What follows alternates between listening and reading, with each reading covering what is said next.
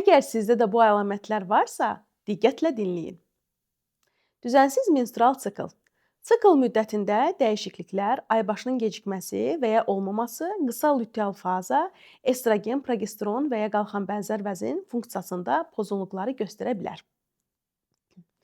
2. Sızanaqlar, yəni akne.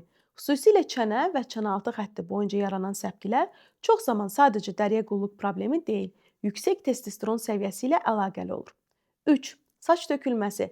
Saçın seyrəlməsi və ya artmış tökülmə, estrogen, testosteron, tiroid hormonları və ya dəmir səviyyəsinin pozulması zamanı baş verə bilər. 4. Libidonun azalması. Cinsi istəkdə azalma çox vaxt estrogen, testosteron, stress hormonları və ya ümumi enerji balansındakı dəyişikliklərlə bağlı olur. 5. Əhval-ruhiyyə dəyişiklikləri. Narahatlıq, əsəbilik və ya əhvalın düşməsi. Təkcə həyat stresindən deyil, estrogen, progesteron səviyyəsinin dalğalanmasından da qaynaqlana bilər.